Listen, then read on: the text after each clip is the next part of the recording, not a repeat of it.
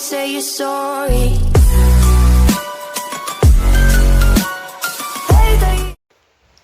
Assalamualaikum warahmatullahi wabarakatuh.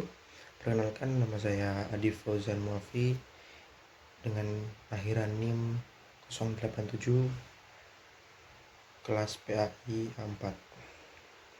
Di sini saya akan menjelaskan suatu tema atau suatu materi yang berjudul dengan pendidikan Islam dan masyarakat.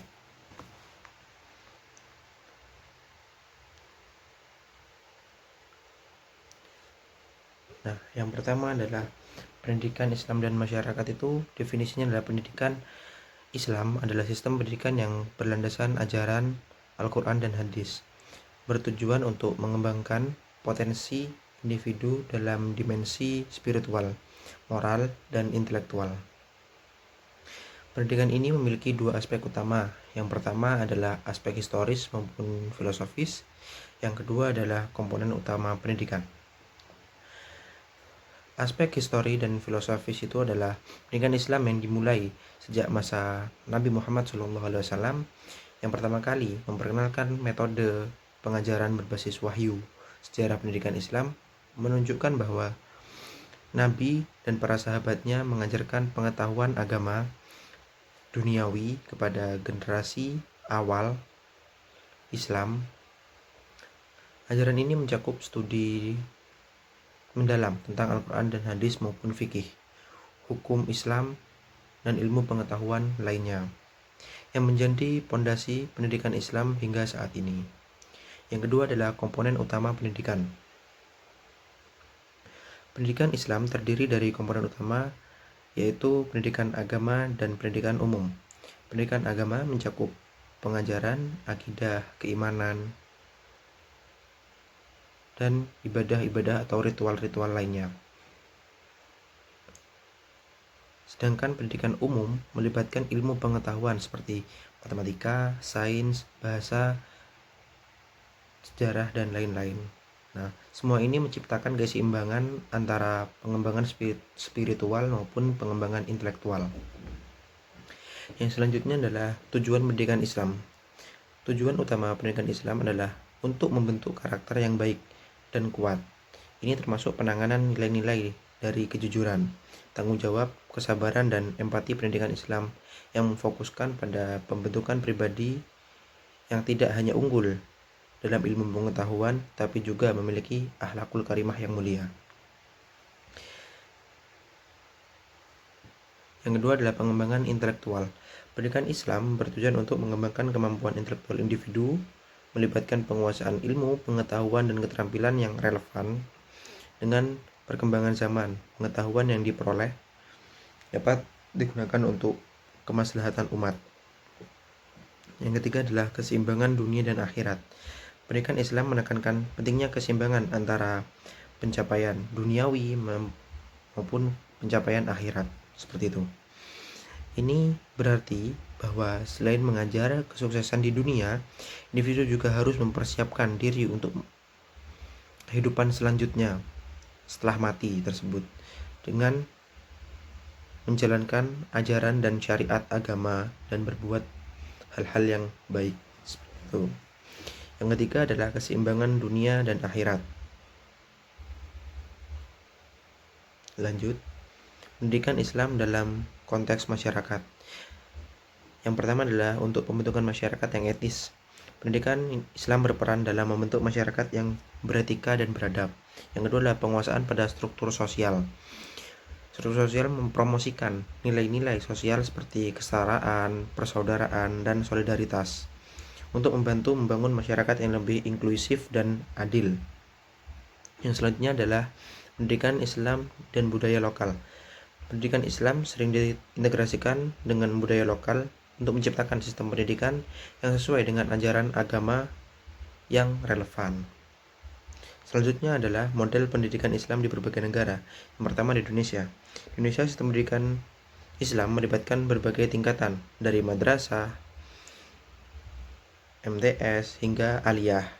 Seperti itu. Dan pendidikan Islam di Indonesia itu ada yang umum, maupun lembaga pendidikan Islam yang tradisional, misal pondok, salaf, dan lain-lain seperti itu. Saudi Arabia pendidikan Islam sangat terintegrasi dalam sistem pendidikan nasionalnya di sana. Kurikulum di sekolah-sekolah mencakup pelajaran agama yang mendalam, tertekan studi pada Al-Quran dan hadis. Yang ketiga adalah Malaysia. Sistem pendidikan Islam di Malaysia mencakup sekolah-sekolah agama yang terintegrasi dalam sistem pendidikan nasional. Sekolah-sekolah ini mengajarkan kurikulum yang mencakup pendidikan agama serta mata pelajaran umum. Nah, pendidikan di Malaysia ini bertujuan untuk mempersiapkan siswa berperan aktif dalam masyarakat dengan pemahaman yang baik tentang agama Islam itu sendiri, yang akan menciptakan praktek-praktek keterampilan yang baik.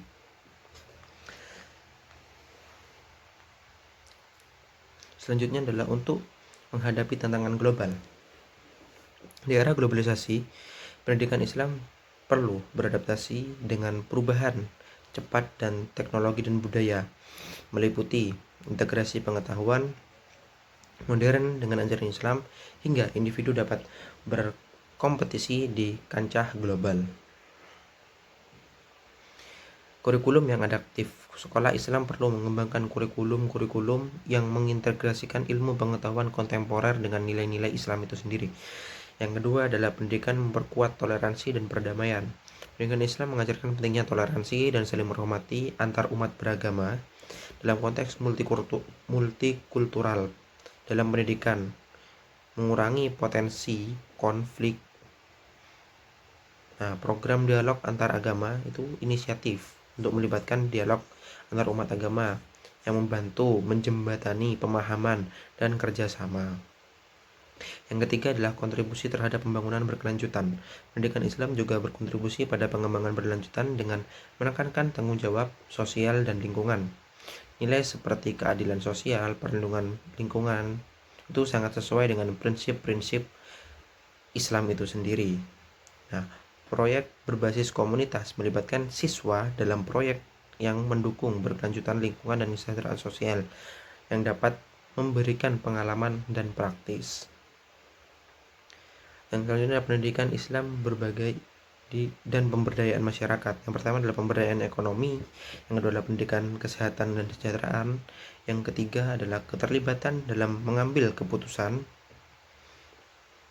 Nah, pemberdayaan ekonomi itu adalah pendidikan Islam atau sarana untuk meningkatkan keterampilan dan pengetahuan yang relevan dengan kebutuhan pasar kerja pada era tersebut, maksudnya era yang kita lalui.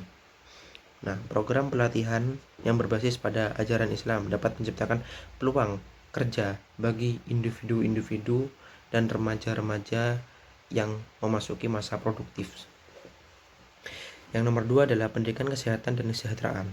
Pendidikan Islam mengajarkan pentingnya menjaga kesehatan fisik, mental, rohani, seperti itu, dan tentang nilai-nilai kesehatan gizi, reproduksi, dan kesehatan mental lainnya. Yang ketiga adalah keterlibatan pengambilan keputusan. Pendidikan Islam ini mendorong individu untuk terlibat dalam proses pengambilan keputusan yang mempengaruhi kehidupan masyarakat yang keberlanjutan nantinya. Kesadaran akan tanggung jawab sosial dan politik penting untuk menciptakan masyarakat yang demokratis. Selanjutnya adalah tantangan yang dihadapi oleh pendidikan Islam.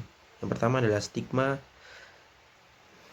dan stereotip negatif.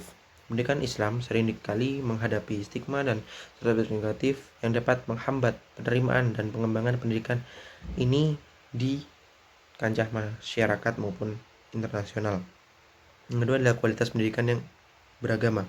Kualitas pendidikan Islam bervariasi dengan beberapa lembaga yang menghadapi tantangan dalam hal kurikulum, pengajaran dan fasilitas, standar akreditasi, seperti itu. Yang ketiga adalah adaptasi terhadap perubahan sosial dan teknologi. Pendidikan Islam harus mampu beradaptasi dengan perubahan sosial. Selanjutnya adalah fungsi sekolah bagi masyarakat. Yang pertama, fungsi pendidikan formal, yaitu transfer pengetahuan dan keterampilan.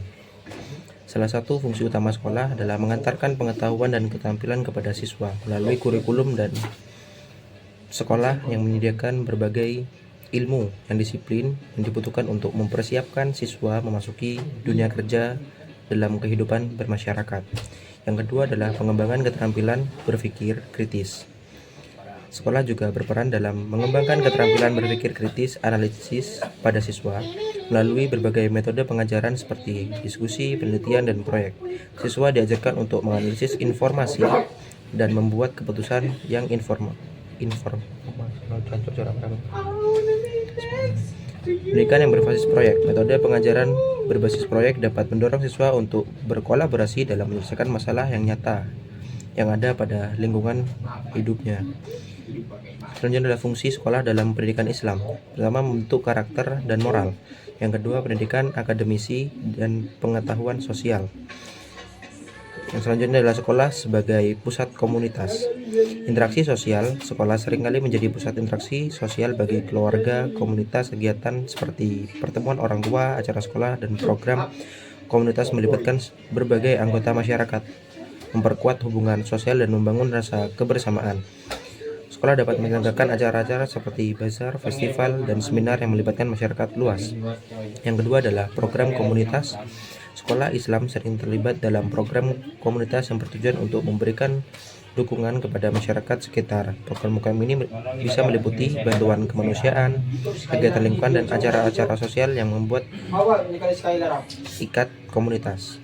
Yang ketiga adalah pengembangan komunitas. Sekolah juga berperan dalam pengembangan komunitas dengan memberikan pelatihan dan pendidikan kepada orang tua dan anggota komunitas lainnya.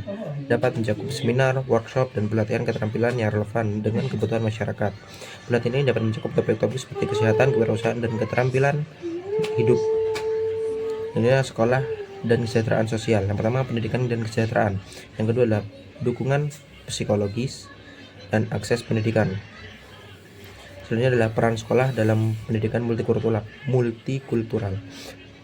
Yang pertama adalah menghargai keberagaman. Sekolah Islam dapat mengajarkan nilai-nilai Islam sambil menghargai dan merayakan keberagaman budaya. Ini menciptakan lingkungan yang inklusif di mana siswa belajar untuk menghormati perbedaan dan bekerja sama dalam masyarakat untuk multikultural tersebut.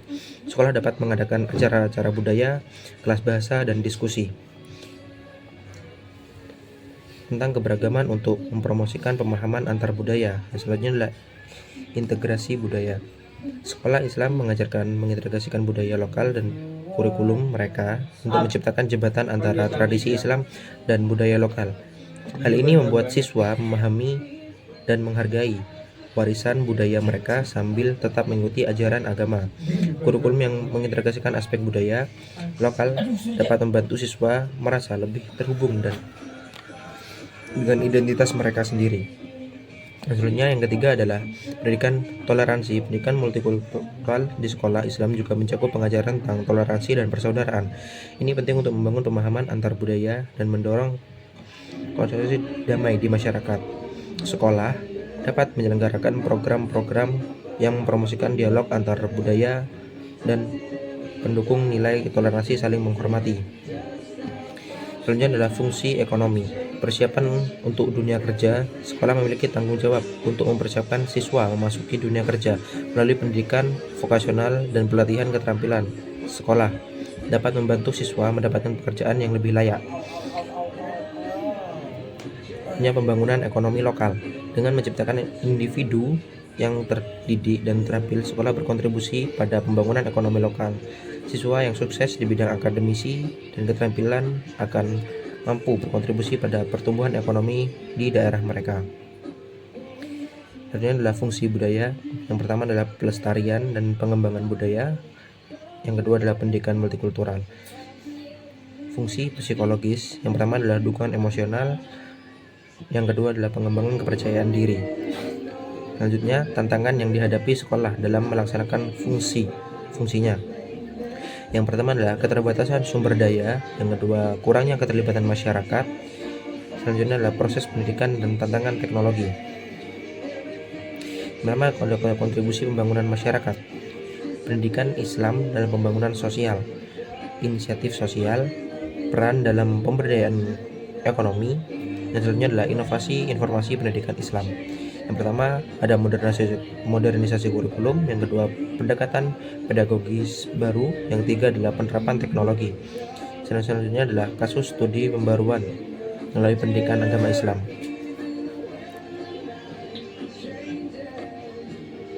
Yang terakhir ada pengaruh terhadap kesehatan mental dan emosional. Yang pertama didukung oleh emosional, dan kedua pengembangan kepercayaan diri.